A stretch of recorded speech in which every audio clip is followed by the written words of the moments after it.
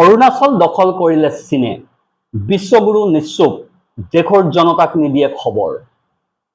নমস্কাৰ, news on North ইষ্টৰ আজিৰ এই প্ৰতিবেদনলৈ আপোনাক স্বাগতম। আপুনি চাই আছে দেশৰ এটা অগ্ৰণী নিৰ্ভীক নিৰপেক্ষ আৰু বহুভাষিক channel news on North East. News on North ইষ্টৰ মাধ্যমেৰে আমি কেৱল বাতৰি সম্প্ৰচাৰ কৰাই নহয়, ইয়াৰ আঁৰৰ প্ৰকৃত সত্যও আপোনাৰ সন্মুখত তুলি ধৰিবলৈ চেষ্টা কৰোঁ, যিবিলাক বাতৰি গদি মিডিয়াই আপোনাৰ সন্মুখৰ পৰা সদায়ে লুকুৱাই ৰাখে। প্ৰিয় দৰ্শক, অনুগ্ৰহ কৰি আমাৰ এই নিউজ অন নৰ্থ ইষ্ট চেনেলটো ছাবস্ক্ৰাইব কৰিবলৈ নাপাহৰিব, কাৰণ আমাৰ এই নিউজ অন নৰ্থ ইষ্টৰ দৰে এনে প্ৰকৃত খবৰ আপুনি আন ক'তো চাবলৈ হয়তো নাপাব। টিভি চেনেলবোৰে এই খবৰ দেখুৱাবই নোৱাৰে, কাৰণ সেই চেনেলবোৰ চৰকাৰৰ ইচাৰাতহে চলে।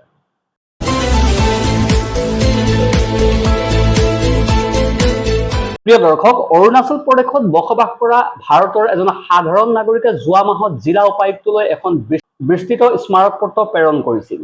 এই স্মাৰক পত্ৰখন এটা স্থানীয় জনজাতীয় সম্প্ৰদায়ৰ NH ৱেলফেয়াৰ ছ'চাইটিৰ হৈ প্ৰেৰণ কৰা হৈছিল, য'ত এই সম্প্ৰদায়টোৰ পূৰ্বপুৰুষৰ ভূমি চুবুৰীয়া দেশ চীনে দখল কৰাৰ কথা উল্লেখ কৰা হৈছিল। স্মাৰক পত্ৰখনত বৰ্ণনা কৰা হৈছিল যে মাত্ৰ কেইবছৰমান আগলৈকে তেওঁলোকৰ সম্প্ৰদায়টোৱে নিজৰ পশুধন চৰাবলৈ নিজৰ অঞ্চললৈ লৈ গৈছিল আৰু তেওঁলোকে সেই ঠাইবোৰত মুক্তভাৱে ঘূৰি ফুৰিছিল। চীনে এতিয়া এই সকলো ঠাইৰ নিজৰ নিয়ন্ত্ৰণলৈ লৈছে। এই চিঠিখনত বিতংভাৱে বৰ্ণনা কৰা হৈছিল যে অৰুণাচল প্ৰদেশৰ আপাৰ সোৱণশিৰি জিলাৰ 5টা অঞ্চল অইং, পাৰ্নাৰ, মাৰপান, আৰ্থলিং আৰু তিনদিনটাং, যিবোৰ ভূমি 2020 চনলৈকে তেওঁলোকৰ নিজৰ আছিল, সেই ভূমি এতিয়া চীনৰ PLAৰ দখললৈ গৈছে।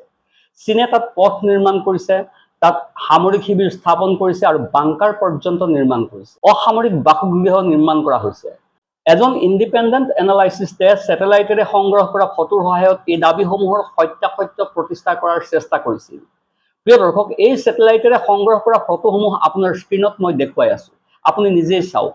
ইয়াত আপুনি স্পষ্টভাৱে দুটা বসতি দেখা পাব।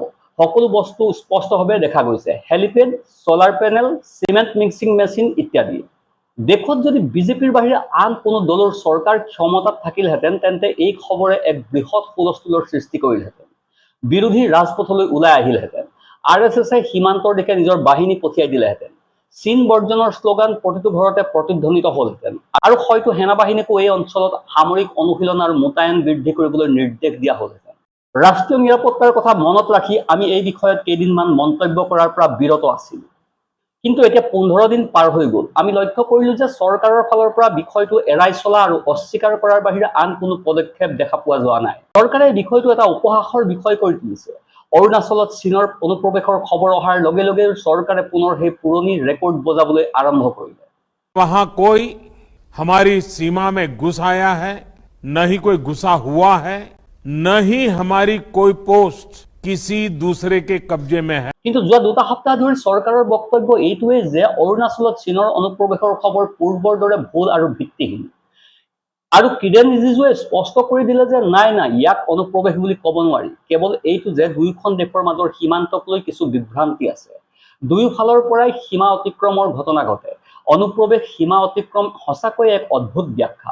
বিজেপিৰ ৰাজ্যসভাৰ সাংসদ টাই টাগাকে এই পৰ্যন্ত ক'লে যে এই সকলোবোৰ ফটো পুৰণি। বৰ্ষাকালৰ পিছত আমি সত্যতা নিৰূপণ কৰিম। এতিয়া মাত্ৰ অপেক্ষা কৰক। ইয়াৰ অৰ্থ হ'ল, হয় অৰুণাচল প্ৰদেশৰ স্থানীয় জনজাতীয় লোকসকলে মিছা কথা কৈছে, অথবা চৰকাৰে চীনৰ সৈতে সংঘাত এৰাই চলিবলৈ কোনো কথা ক'ব নিবিচাৰে।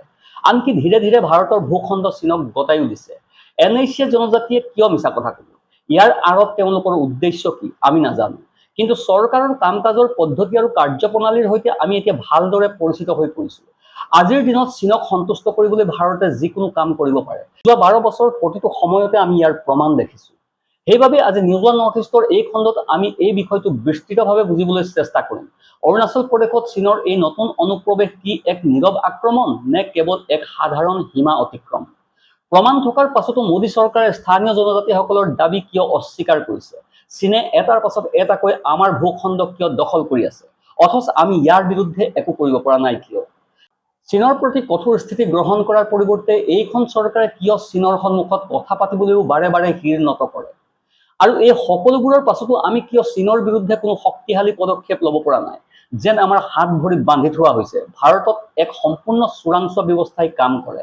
ইয়াত IB আৰু সেনাৰ চোৰাংচোৱাৰ বিভাগ আছে, উপগ্ৰহ নিৰীক্ষণৰ ব্যৱস্থা আছে আৰু সীমান্ত টহলৰ ব্যৱস্থা আছে। এই সকলো সংস্থাই কৰদাতাৰ হাজাৰ হাজাৰ কোটি টকাৰ বাজেটেৰে কাম কৰে। প্ৰিয় দৰ্শক, তথাপিও আপুনি লক্ষ্য কৰিব যে আমাৰ দেশত পোৱা প্ৰতিটো ডাঙৰ অনুপ্ৰৱেশৰ খবৰ সংস্থাসমূহৰ আগতে স্থানীয় জনজাতীয় লোকসকলৰ পৰাহে আহে। যদি আপোনাৰ মনত আছে, কাৰ্গিল যুদ্ধৰ পূৰ্বে জেনেৰেল পাৰভেজ মুশ্বাৰফৰ কৌশল অথবা গালৱান সংকটৰ পূৰ্বে লাডাখৰ কিছুমান অঞ্চলত চীনৰ অনুপ্ৰৱেশ, প্ৰতিবাৰে এই স্থানীয় সম্প্ৰদায়সমূহে শত্ৰুৰ কাৰ্যকলাপ প্ৰথমে চিনাক্ত কৰে আৰু পাছত আমাৰ দেশৰ সেনাবাহিনীয়ে নিশ্চয় ইয়াৰ ওপৰত ব্যৱস্থা গ্ৰহণ কৰে। সেইবাবেই মই কওঁ যে তেওঁলোকে কোৱা কথাবোৰ আপুনি কেৱল উপেক্ষা কৰিব নোৱাৰে, আপুনি ইয়াক এফালে ঠেলি দিব নোৱাৰে। এনে কৰা মানে নিজৰ ভৰিত নিজেই কুঠাৰ মৰা। মনত ৰাখিব যে আপোনাৰ আৰু আমাৰ বাবে এইবোৰ দূৰৱৰ্তী অঞ্চল, কিন্তু এই স্থানীয় সম্প্ৰদায় আৰু জনজাতিসকলৰ জীৱন এই ভূখণ্ডৰ সৈতে গভীৰভাৱে জড়িত। যদি এই ভূখণ্ডৰ এটা সৰু অংশও শত্ৰু দেশৰ নিয়ন্ত্ৰণলৈ যায়, তেন্তে ইয়াৰ প্ৰভাৱ এই সম্প্ৰদায়সমূহৰ ওপৰত পৰিব। তেওঁলোকৰ বাবে এইটো গুৰুত্বপূৰ্ণ। NHA নামৰ এনে এটা সম্প্ৰদায় সীমান্তৱৰ্তী অঞ্চলত বাস কৰে। এই সম্প্ৰদায়ৰ লোকসকলে চিকাৰ কৰিবলৈ আৰু ঔষধি উদ্ভিদ সংগ্ৰহ কৰিবলৈ ওখ পাহাৰীয়া অঞ্চললৈ যায়। তেওঁলোকে নিজৰ গৰু ম'হ চৰাবলৈও যায়। তেওঁলোকে যোৱা কেইবছৰমানত নিজ চকুৰে দেখা সকলো কথা স্থানীয় প্ৰশাসনক জনাইছিল, দায়িত্বশীল নাগৰিক হিচাপে। যেতিয়া এই খবৰ প্ৰকাশ পালে, তেতিয়া বিভিন্ন বিশ্লেষকে উপগ্ৰহীয় ফটোসমূহ পৰীক্ষা কৰিবলৈ আৰম্ভ কৰিলে। তেওঁলোকে সামৰিক শিবিৰ, বাংকাৰ আৰু অসামৰিক বাসগৃহসমূহ স্পষ্টভাৱে দেখা পালে। ইয়াৰ পৰা জানিব পৰা গ'ল যে নতুন বসতিসমূহ 2024 চনৰ পৰাই বিকশিত হৈ আহিছিল। দুটা হেলিপেড, সম্পূৰ্ণ হোৱা অট্টালিকা, যান বাহন ৰখা আৰু ছলাৰ পেনেল, সকলো বস্তু স্পষ্টভাৱে দেখা গৈছিল। আৰু এই সকলোবোৰ সেই ভূখণ্ড যি ভূখণ্ড প্ৰযুক্তিগতভাৱে ভাৰতৰ অন্তৰ্গত। এই অঞ্চলৰ পৰা অহা বিজেপিৰ নিজা সাংসদ তাপিৰ গাৱে 2019 চনতে সংসদত এই বিষয়টো উত্থাপন কৰিছিল। তেওঁ কৈছিল যে চীনে এই অঞ্চলত ভাৰতীয় ভূখণ্ডৰ 50 পৰা 60 কিলোমিটাৰ এলেকাত দখল কৰিছে। 2022 চনত অৰুণাচলৰ এজন 17 বছৰীয়া যুৱকক চীনা সেনাই আটক কৰিছিল। তেওঁ ঔষধি উদ্ভিদ সংগ্ৰহ কৰিবলৈ গৈছিল। তেওঁ চীনা ভূখণ্ডত অনুপ্ৰৱেশ কৰা কোনো কামাণ্ডো নাছিল। তেওঁ কেৱল নিজৰ ভূখণ্ডত কাম কৰি থকা এজন যুৱক আছিল। পাছত জানিব পৰা গ'ল যে চিয়ংলা ভাৰতীয় ভূখণ্ড আছিল, কিন্তু এতিয়া ই চীনৰ দখলত আছে। যেতিয়া এজন বিজেপি নেতাই নিজে সংসদত এই কথাবোৰ কৈছিল, তেতিয়া বিজেপিয়ে সেইবোৰ স্বীকাৰ কৰাই নাছিল, ব্যৱস্থা গ্ৰহণ কৰাটো দূৰৰ কথা। এইবাৰো আমি চৰকাৰৰ একেই মনোভাৱ দেখিবলৈ পাইছো। এইটো এতিয়া সাধাৰণ ধাৰাত পৰিণত হৈছে।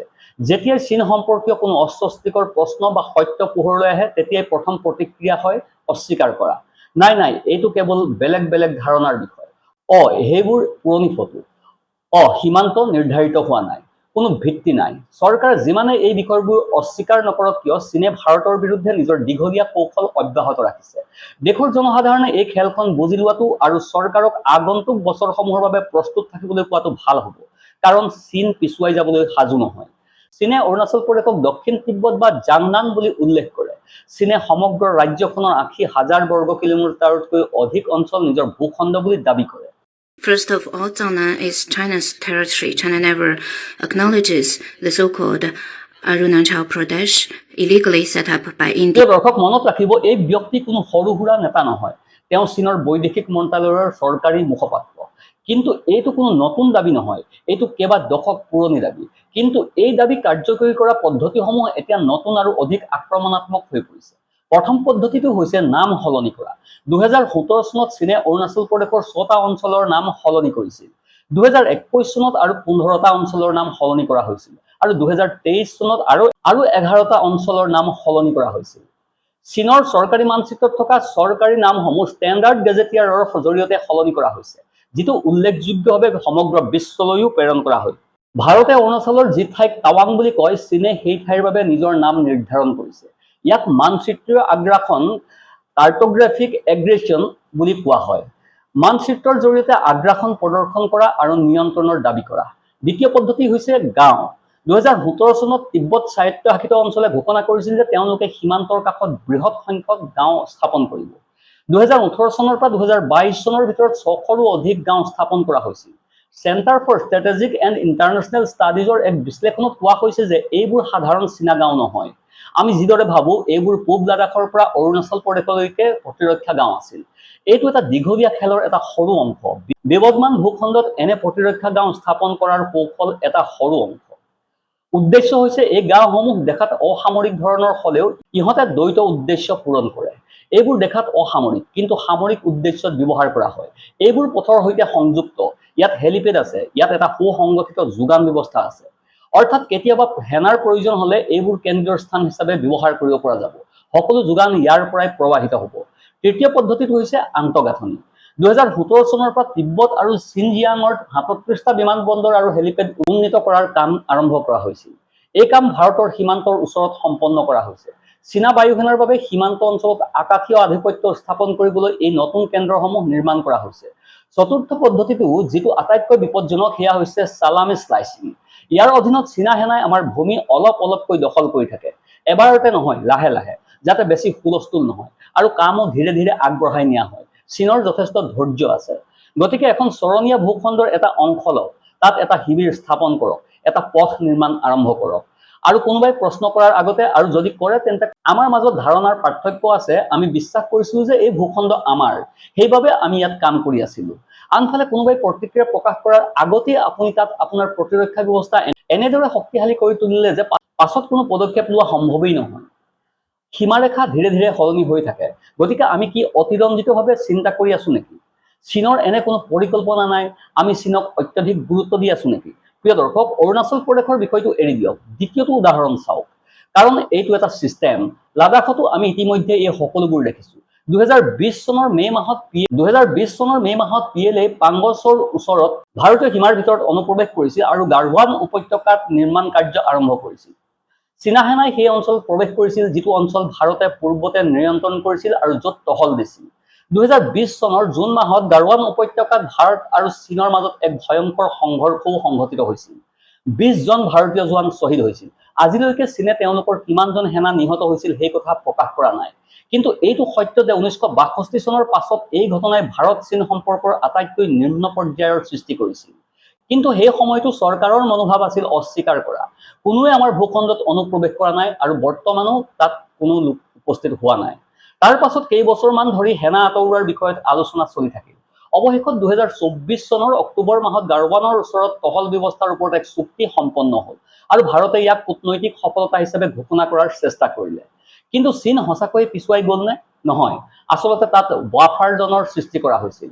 কিন্তু সামৰিক বিশেষজ্ঞসকলৰ মতে এই ৱাফাৰ জনৰ অধিকাংশই ভাৰতৰ দাবীকৃত ভূখণ্ডৰ ভিতৰত পৰে। গতিকে কিছু পৰিমাণে শান্তি পুনৰ প্ৰতিষ্ঠা হৈছে, কিন্তু আমি সেই অঞ্চলসমূহত এতিয়া টহল দিব নোৱাৰো, য'ত আমি কেইবা দশক ধৰি টহল দি আছিলো। ইয়াৰ উপৰিও লাডাখৰ সেই অঞ্চলসমূহৰ বিষয়ে স্থানীয় লোকসকলেও আজি একেই কথাই কয়, য'ত তেওঁলোকে 2020 চনৰ পূৰ্বে নিজৰ পশুধন চৰাবলৈ গৈছিল। এতিয়া তেওঁলোকে সেই ঠাইলৈ যাব নোৱাৰে। কিন্তু সেই সকলোবোৰৰ পাছতো 2025 চনৰ আগষ্ট মাহত প্ৰধানমন্ত্ৰী মোদীয়ে চীন ভ্ৰমণ কৰিছিল। ট্ৰাম্পৰ পৰা বাৰে বাৰে ভাবুকিৰ সন্মুখীন হোৱাৰ পাছত আমি পুনৰ চীনৰ ফালে ঘূৰি গলো। প্ৰধানমন্ত্ৰী মোদীয়ে 7 বছৰৰ পাছত প্ৰথমবাৰৰ বাবে চীন ভ্ৰমণ কৰে। তেওঁ শ্বি জিনপিঙক সাক্ষাৎ কৰে। কোৱা হৈছে যে এতিয়া ভাৰত আৰু চীন প্ৰতিদ্বন্দ্বী নহয়, সহযোগীহে। চীনৰ সৈতে পোনপটীয়া বিমান সেৱাও পুনৰ আৰম্ভ হৈছে। বাণিজ্য কেতিয়াও বন্ধ হোৱা নাছিল। কিন্তু এতিয়া ইয়াক আৰু অধিক বৃদ্ধি কৰাৰ কথা কোৱা হৈছে।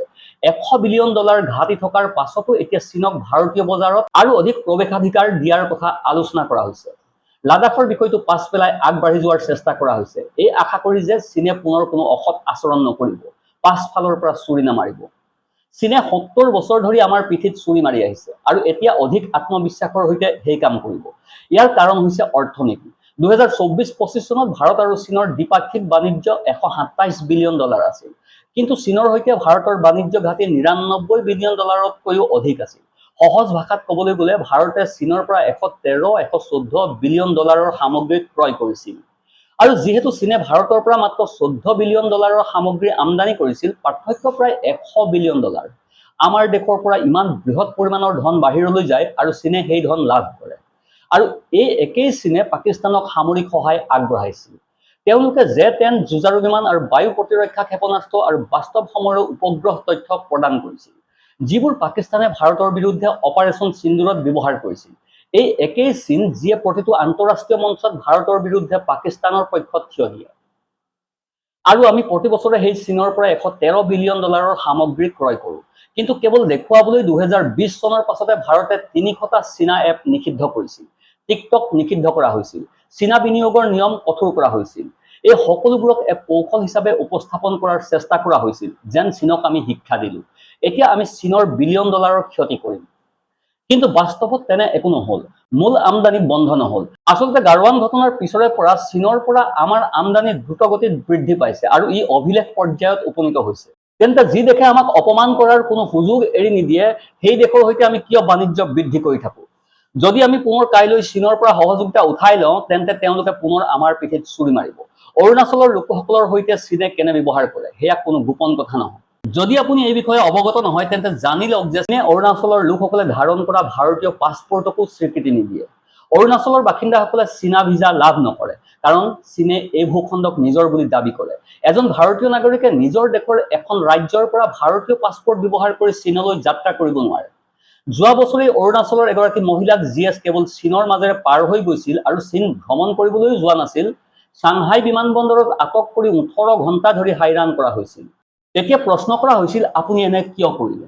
তেতিয়া তেওঁলোকে কৈছিল যে যিহেতু তেওঁলোকে অৰুণাচলৰ ভূখণ্ডক স্বীকৃতি নিদিয়ে তেন্তে সেই ঠাইৰ পৰা জাৰি কৰা পাছপৰ্টক তেওঁলোকে কেনেকৈ স্বীকৃতি দিব?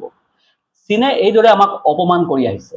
যেতিয়াই ভাৰত আৰু চীনৰ মাজত কোনো সংঘাতৰ সৃষ্টি হয় তেতিয়াই এটা বিষয় সদায় আগলৈ আহে, সেয়া হৈছে LAC, line of actual control বা প্ৰকৃত নিয়ন্ত্ৰণ ৰেখাক লৈ থকা পৃথক পৃথক ধাৰণা। এই ৰেখাক লৈ দুয়োখন দেশৰ বুজাবুজিৰ মাজত পাৰ্থক্য আছে। ভাৰত আৰু চীনৰ মাজত স্থাপন কৰা প্ৰকৃত নিয়ন্ত্ৰণ ৰেখাই দুয়োখন দেশৰ বাবে এক বাস্তৱিক সীমান্ত হিচাপে কাম কৰে। কিন্তু এই ৰেখা প্ৰকৃততে ক'ত অৱস্থিত সেই বিষয়ে কোনো ঐক্যমত নাই। 1962 চনৰ যুদ্ধৰ পাছত যেতিয়া চীনে একপক্ষীয়ভাৱে যুদ্ধবিৰতি ঘোষণা কৰিছিল, গতিকে সেই সময়ত সেনাসকল যি স্থানত অৱস্থান কৰিছিল সেই স্থানসমূহৰ ভিত্তিতেই মূলতঃ LAC নিৰ্মাণ কৰা হৈছিল। ভাৰতৰ মতে এই ৰেখা আচলতে মানচিত্ৰত থকা কিছুমান নিৰ্দিষ্ট বিন্দুৰে গঠিত। আপুনি ধৰি ল'ব পাৰে যে কিছুমান বিন্দু আছে যিবোৰ বিভিন্ন ধৰণেৰে সংযোগ কৰিব পাৰি। ইয়াৰ উপৰিও দুয়োখন দেশৰ LACৰ দৈৰ্ঘ্যৰ মাজত 1300-1400 কিলোমিটাৰতকৈ অধিক পাৰ্থক্য আছে। এইটো ধাৰণাৰ পাৰ্থক্য। এখন মানচিত্ৰত 1300-1400 কিলোমিটাৰৰ পাৰ্থক্য থাকিব পাৰে বুলি কোনোবাই ইমান ভুল কেনেকৈ কৰিব পাৰে? সেইবাবে এই সংঘৰ্ষসমূহ সংঘটিত হৈ আহিছে এই পৃথক পৃথক ধাৰণাৰ বাবে। এইটো স্পষ্ট যে ভাৰত আৰু চীনৰ সীমান্ত বিবাদ কোনো নতুন বিষয় নহয়। এই বিবাদ বহু দিনৰে পৰা চলি আহিছে। ইয়াৰ আৰম্ভণি 1962 চনৰ আগৰে পৰাই হৈছিল। ই স্বাধীনতাৰ পূৰ্বৰ, ই ব্ৰিটিছ ৰাজৰ সময়ৰ পুৰণি। যদি আপুনি এই বিষয়টো বুজিব বিচাৰে তেন্তে আপুনি চাব পাৰে যে এনে পুৰণি সমস্যাসমূহ ক'ৰ পৰা আহিছে। কিন্তু এই বিষয়টো বহুত পুৰণি, 150-200 বছৰৰ পুৰণি। এই সীমান্তৰ কাহিনীৰ সৈতে বহুতো বিষয় জড়িত হৈ আছে। ইয়াত জনচন লাইন আছে, ইয়াত তিতালিয়া চুক্তি আছে, ইয়াত চিমলা চুক্তি আছে, ইয়াৰ ভিতৰত পুনাখা চুক্তি, মেকমোহন লাইন আৰু বহুতো বিষয় অন্তৰ্ভুক্ত হৈ আছে। কিন্তু কোৱা হয় যে এইটো নেহেৰুৰ ভুল আছিল। দেশ স্বাধীন হোৱাৰ পাছত তেওঁ এই সমস্যা সমাধান কৰিব লাগিছিল। কিন্তু এতিয়া এই যুক্তি মোদী ডাঙৰীয়াৰ ক্ষেত্ৰতো প্ৰযোজ্য হয়। নৰেন্দ্ৰ মোদীয়ে এতিয়া আটাইতকৈ দীঘলীয়া সময় ধৰি কাৰ্যনিৰ্বাহ কৰা প্ৰধানমন্ত্ৰী হৈ পৰিছে। গতিকে তেওঁ অন্ততঃ আংশিকভাৱে নেহেৰুৰ ভুল সংশোধন কৰিব পাৰিলেহেঁতেন। কিন্তু সত্যটো হ'ল যে চীনে সম্ভৱতঃ সীমাৰেখা নিৰ্ধাৰণ হোৱাটো নিবিচাৰে, অথবা বিষয়বোৰ স্থায়ীভাৱে সমাধান হোৱাটো নিবিচাৰে। কাৰণ যদি কোনো চুক্তি হয় তেন্তে এটা সীমাৰেখা অংকন হ'ব আৰু বিষয়বোৰ সমাধান হৈ যাব। তেন্তে তেওঁলোকে কেনেকৈ লাহে লাহে আমাৰ দেশৰ ক্ষতি কৰিব, কেনেকৈ আমাৰ ভূখণ্ড দখল কৰিব, কেনেকৈ চালামি স্লাইচিং কৰিব? এইটোও সত্য যে সেয়া নৰেন্দ্ৰ মোদীয়ে হওক বা আন কোনো প্ৰধানমন্ত্ৰী, যিকোনো প্ৰধানমন্ত্ৰীয়ে চীনৰ সমস্যাৰ সন্মুখীন হ'ব লাগিব। আচল প্ৰশ্নটো হ'ল আন কোনো প্ৰধানমন্ত্ৰীয়ে সত্যক লুকুৱাবলৈ চেষ্টা কৰিলহেঁতেন নে? তেওঁলোকে জনসাধাৰণৰ সৈতে অধিক সততাৰে কথা পাতিলহেঁতেন নে? কাৰণ ইয়াত প্ৰধানমন্ত্ৰীয়ে চীনৰ নাম উল্লেখ কৰিবলৈও ভয় কৰে, আন কোনেও নকৰিলে। আনহাতে যদি আপুনি লেজাৰ আইচৰ কথা চায় তেন্তে লেজাৰ আইচেও আত্মসমৰ্পণ কৰিছে। তেওঁ ৰেকৰ্ডত কৈছে যে নিজৰ অৰ্থনীতিতকৈ ডাঙৰ অৰ্থনীতিৰ সৈতে ভাৰতে কেনেকৈ সংঘাত কৰিব পাৰে। চীনে কেনেকৈ বহুদিন ধৰি আমাক ঘেৰি ধৰিবলৈ আৰু অৰুণাচল প্ৰদেশ দখল কৰিবলৈ প্ৰস্তুতি চলাই আহিছে। আপুনি পৰিস্থিতিৰ অনুমান এই কথাৰ পৰাই কৰিব পাৰে যে চীনে বিশ্বৰ আটাইতকৈ ডাঙৰ জলবিদ্যুৎ প্ৰকল্প নিৰ্মাণ কৰি আছে 60,000 মেগাৱাট ক্ষমতাৰ মেডক জলবিদ্যুৎ কেন্দ্ৰ, যিটো চীন আৰু অৰুণাচল সীমান্তৰ পৰা মাত্ৰ 50 কিলোমিটাৰ দূৰত অৱস্থিত। প্ৰিয় দৰ্শক, কেৱল কল্পনা কৰক এই বান্ধটো কিমান বিশাল। ই 3 গৰ্জেছ বান্ধতকৈও 3 গুণ ডাঙৰ। ইয়াৰ আনুমানিক ব্যয় হৈছে 1 ট্ৰিলিয়ন ইউয়ান, অৰ্থাৎ প্ৰায় 130 পৰা 140 বিলিয়ন ডলাৰ বুলি ক'ব পাৰি। ইয়াক 2024 চনৰ ডিচেম্বৰ মাহত অনুমোদন দিয়া হৈছিল। নিৰ্মাণ কাৰ্য 2025 চনৰ জুলাই মাহত আৰম্ভ হৈছিল। ইয়াৰ লক্ষ্য হৈছে প্ৰায় 2033 চনৰ ভিতৰত বাণিজ্যিক কাৰ্যকলাপ আৰম্ভ কৰা। এই বান্ধৰ আন এটা উদ্দেশ্য হৈছে ভাৰতৰ ওপৰত প্ৰেছাৰ সৃষ্টি কৰা। চীনৰ পৰা অহা ব্ৰহ্মপুত্ৰ নদীৰ পানীৰ প্ৰৱাহ নিয়ন্ত্ৰণ কৰা। ইয়াৰ পৰা চীনৰ উদ্দেশ্য কিমান বিপদজনক সেয়া প্ৰকাশ পায়। আৰু এই সপ্তাহতে চীনা গৱেষকসকলেও আমি উল্লেখ কৰা বিষয়টো স্বীকাৰ কৰিছে যে এই বান্ধটো এটা সক্ৰিয় ফল্ট লাইনৰ ওপৰত অৱস্থিত। যদি এই অঞ্চলত ভূমিকম্প হয় তেন্তে ই ভয়ংকৰ ধ্বংসৰ সৃষ্টি কৰিব পাৰে। অৰুণাচল প্ৰদেশৰ পৰা বাংলাদেশলৈকে সমগ্ৰ অঞ্চলত ভয়াৱহ বানপানী হ'ব পাৰে। এয়াই চীন আমাৰ শান্তিৰ অংশীদাৰ আৰু উন্নতিৰ অংশীদাৰ।